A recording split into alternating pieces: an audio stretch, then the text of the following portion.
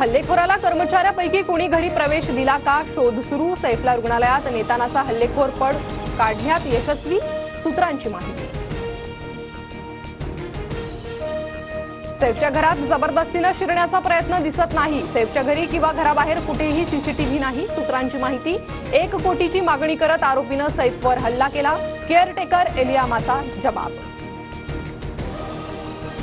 सैफच्या शरीरातून काढलेला धारदार ब्लेडचा तुकडा पोलिसांकडून जप्त, अधिक तपास सुरू। देशातल्या मेगा सिटीमध्ये मुंबई सर्वात सुरक्षित, मात्र काही घटनांमुळे मुंबईला असुरक्षित म्हणणं चुकीचं। सैफवरील हल्ल्याबाबत पोलिसांची कारवाई सुरू, गृहमंत्री देवेंद्र फडणवीसांचं विरोधकांना प्रत्युत्तर। सैफनं मुलाचं नाव तैमूर ठेवल्यानं धार्मिक कट्टरवाद्यांकडून हल्ला झाला का, हे तपासायला हवं। हल्लापूर्व नियोजित कटाचाही भाग असू शकतो, जितेंद्र आव्हाडांना संशय। वांद्रेतील आणखी एका उच्चभ्रू इमारतीत चोरीचा प्रयत्न, चोराकडून सुरक्षा रक्षक आणि सोसायटीच्या मालकांना धमकी। 1 जण ताब्यात, 1 चोर फरार, पोलिसांकडून शोध सुरू। धनंजय मुंडेंच्या कार्यकाळात कृषी साहित्य खरेदी धोरण का बदललं, 2016ला सुरू झालेल्या डीबीटी योजनेत बदल का, हायकोर्टानं राज्य सरकारकडे स्पष्टीकरण मागितलं।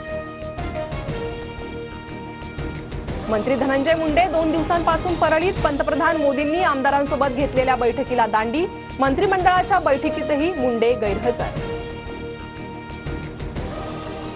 आंबेडकरी अनुयायांकडून दुपारी 1 वाजता परभणी ते मुंबई लॉंग मार्च काढण्यात येणार, सोमनाथ सूर्यवंशी आणि विजय वाकोडेंच्या कुटुंबाला न्याय देण्याची मागणी। वाल्मिक कराडच्या जामिनाला सीआयडीचा विरोध, कराड बाहेर आल्यास पुराव्यांची छेडछाड करू शकतो, देशमुख कुटुंबियावरही दबाव टाकण्याची शक्यता, जामीन अर्ज फेटाळून लावण्याची सीआयडीची मागणी।